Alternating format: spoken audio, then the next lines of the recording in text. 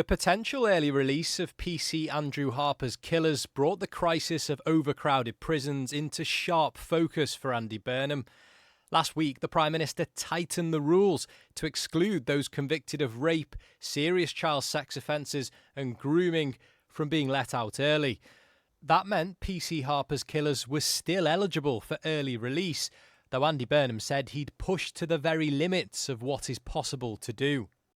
Then, with pressure building from PC Harper's family and the police, Downing Street said yesterday it was not possible to exempt one or two offenders convicted of manslaughter. Today, though, an apparent contradiction from the Prime Minister. I've not accepted it's impossible to do more. I believe there is more that can be done. So today I have asked the Justice Secretary to present a plan in early September to Parliament to go further so that we do not have to release as many people early. There's some mixed messaging here, isn't there? There's a huge amount of mixed messaging. I think that's why certainly the relatives of Andrew Harper, the wider policing family, and I won't really rest until we see this in writing when we get back to Parliament in September, because I think there's a huge concern about those mixed messages. But I believe it can be done. I think it just needs the political will to make it happen. PC Harper died in 2019 when he was dragged down a country road by a getaway car. The driver, Henry Long, got 16 years and isn't eligible for early release. The other two killers, though, Jesse Cole and Albert Bowers, were due to be let out in January, halfway through their 13-year sentences under the early release plans. Morning, by the way. Trying to talk about other plans today to improve high streets, the Prime Minister was in Erewash in Derbyshire. You take it. A classic bellwether seat, offering a valuable window into the public mood. He's got to respond to public opinion, so because he's, he will be heading for a general election eventually. So, I think when anybody commits a crime like that, especially against any public workers, they should be kept in prison. I think that if you have a Prime Minister that listens to overwhelming public opinion, that's got to be a good thing.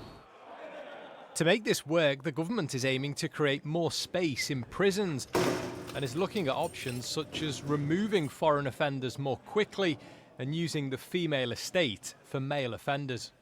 Given your experience as Justice Secretary, how difficult is this going to be in practice?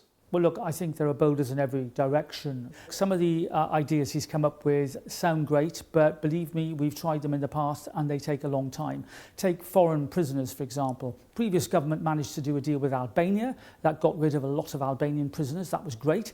But unless you get individual deals with foreign governments, the governments are not going to recognise who these people are, and they're certainly not going to want them back without something in return. And that will take time. Does the Conservative Party need to accept more responsibility for the state of the justice system?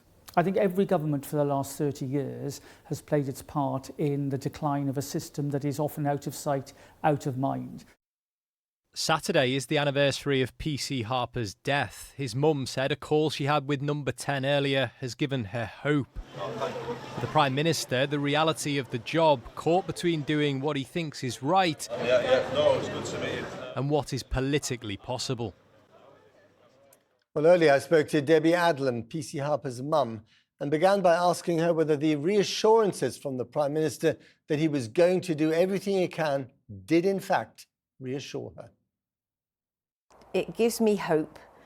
I've just found myself in a place where my reassurance I don't trust fully, because I've been around in circles, and I think, this whole situation since we lost Andrew, it does make you realise that, you can be very hopeful of something like the sentence when it came. It started to look good, and then we had the drop in sentence for various things. So we should be used to it by now, but this is too important and too painful. So I am really hopeful. I am really grateful that he's come out to say this. And I hope that it comes to fruition. How do you think the government has handled your particular case in the last 3 weeks? And have they been in touch at all to kind of keep you up to date with what's going on, with their thinking? We didn't hear anything until my call from the Lord Chancellor last week, he did actually call directly to give us the information, because I think they were aware that there was going to be a problem, with passing that news on. So, yeah, that was the first time I'd heard anything. And then to actually hear him say, they're not eligible for, for being kept in. That must have been devastating. That was just really difficult. So, it was, and as the phone call went on, my mood was getting worse, and my questions were getting more. Everything that we said, I ended up asking all sorts of questions that I didn't even know I had until that point. My faith in all of that side of things, the upshot was, you'll just have to let us show you, basically, was the answer, which isn't something I relish. And then I'd heard nothing else. From then on, the next thing I heard was obviously different conflicting information through the media. Yeah.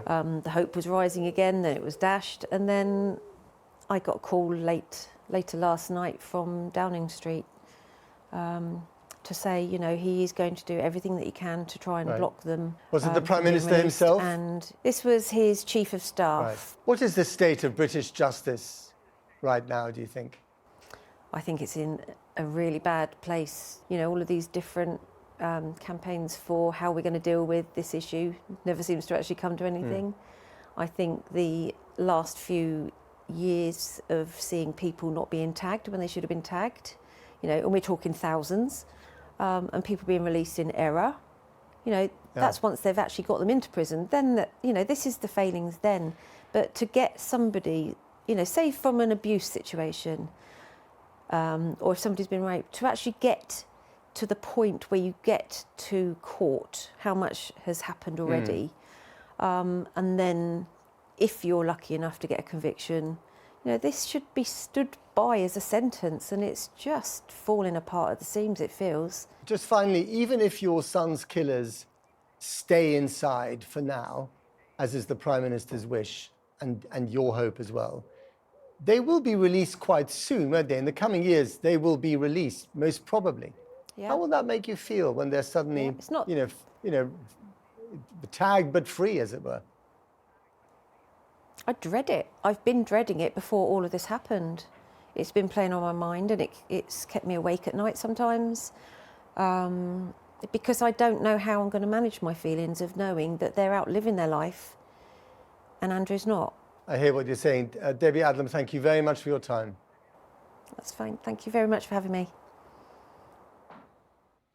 Now, a long-running injustice. That's how Andy Burnham today described IPPs, or imprisonment for public protection sentences. They were abolished in 2012, but not applied retrospectively. So there are still more than 2,000 people in prison today in England and Wales on the indefinite sentences, with no idea when they will be released, and some following more minor crimes like theft. As the government attempts to wrangle an already overstretched prison system, Jane Death has spoken to those who see this as the moment to right an historic wrong. In prison today, thousands of people doing time under sentences long since abolished as unjust. Imprisonment for public protection was deliberately open-ended, designed to make sure dangerous, violent and sexual offenders didn't get out until a parole board thought they no longer posed a danger. But the indeterminate sentences trapped people like Thomas White, convicted of robbery for stealing a mobile phone, which would normally be 2 years in prison. But he's still behind bars 14 years later. Now mentally ill, his sister Clara's fear is he'll never make it out. But could the pressure on Andy Burnham over early release for other prisoners, including PC Andrew Harper's killers, finally offer hope for IPP inmates? Andy Burnham said ending the long-running injustice could be an alternative way of easing pressure on prisons. Andy Burnham doesn't need a review to know that this sentence is torturous. He doesn't need a review to tell him that this sentence is unjust. Mark Conway got an indeterminate sentence for armed robbery. He's a reformed man and got out after 8 years. Now he campaigns for others on sentences without end. I was a violent offender. you know. But we have people serving a sentence who have stole a laptop or a mountain bike.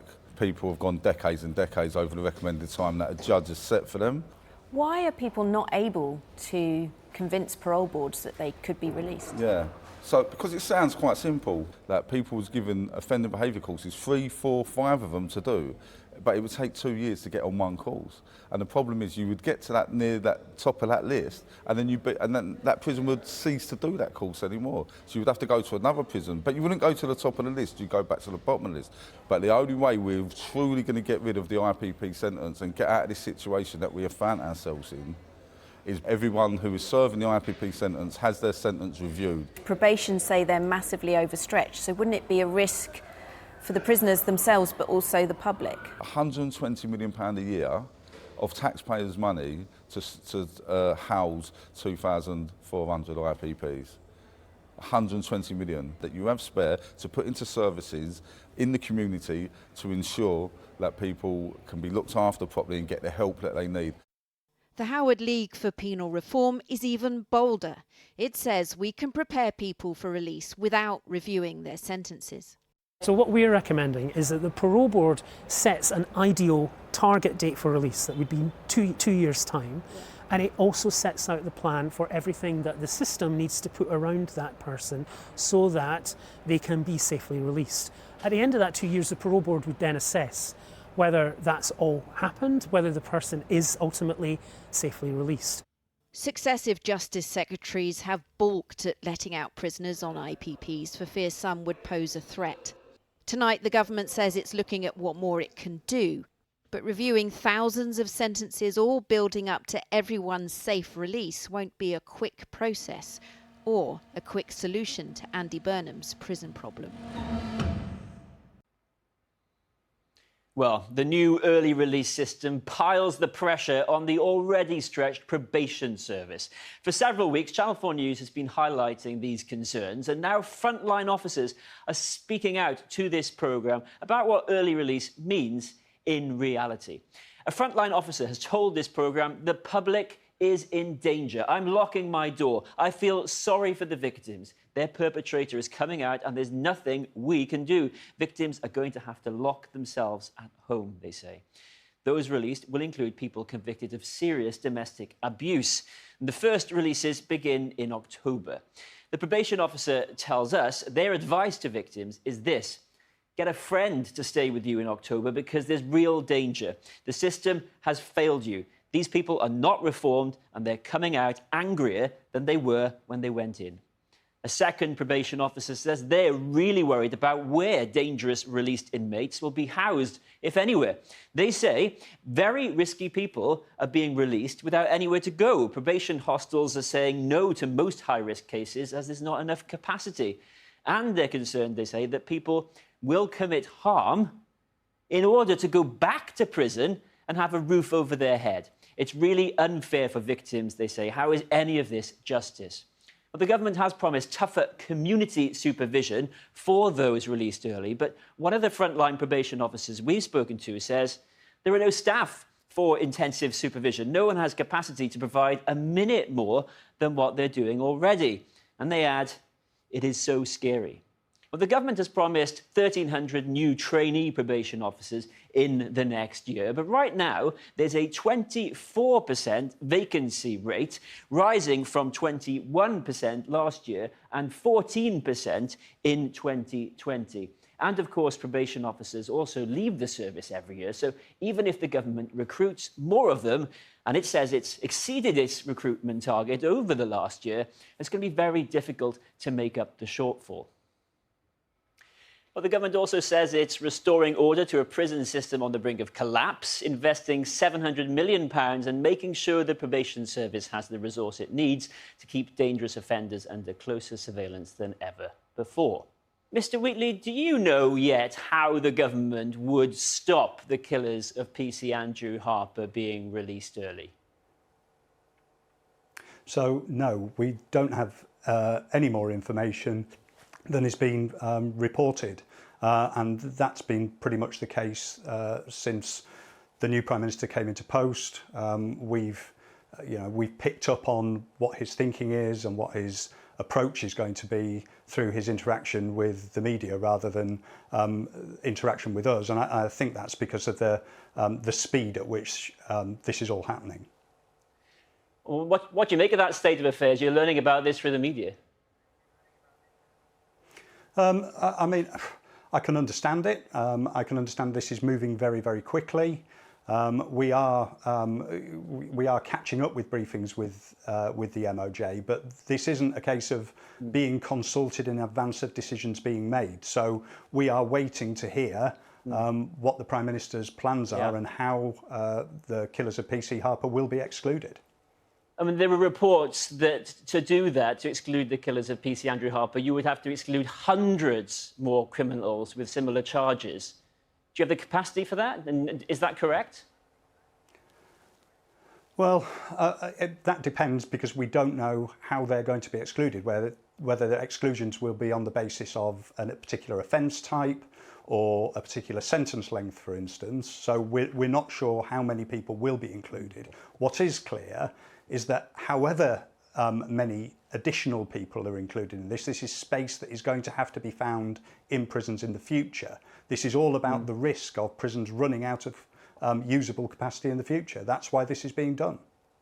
Well, it was only 8 days ago that Andy Burnham said if he went further then, and that was a different iteration of this policy, then the prison system might collapse. So might it collapse if he does indeed go further, as he's now suggesting?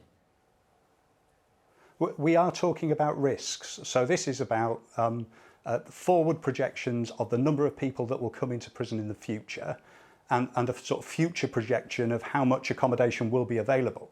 So that, you know, those are two things that are not known at this point. We are making assumptions on the number of people that will come into prison in the future and making assumptions about the prison capacity that will be available. What I can tell you is that Prison Governors Association members are running prisons currently that are underinvested in. So infrastructure fails, accommodation has to be taken offline. When things like electricity fails to a particular unit, that means those cells are no longer usable. So this is moving at both ends. What the Sentencing Act was designed to do was create as a sustainable position where we could invest in the existing estate and fix it and project population need in the future and build prisons to meet that need. And the reason, the urgency with which the government is doing any of this is because it feared there would be some sort of catastrophe. What does collapse look like? What does it mean in practice? For instance, for the police trying to arrest somebody, they've got nowhere to put them. Yeah, I mean, that is the position. So we got close to that when this government came into power. We were less than 100 usable spaces in prison. We were locking out prisoners who were staying in police cells. We were moving prisoners around in the country to fill every available space. And the risk is that if we get to that position again, then the police are arresting people and they have nowhere for them to be. So they're taking criminals off the streets who have just committed serious crime, and there is nowhere to put them. That's the position that government has got to try and avoid. And that's the decisions that it's making today are balancing that risk against a number of other risks, not least the feelings of people who are victims of horrific crimes. And I can absolutely understand those feelings. They're entirely, they're human feelings. It's entirely reasonable that people should feel like that, but government have to make decisions that are based on keeping the whole of society safe. Okay. Tom Wheatley, President of the Prison Governors Association, thanks very much for your time.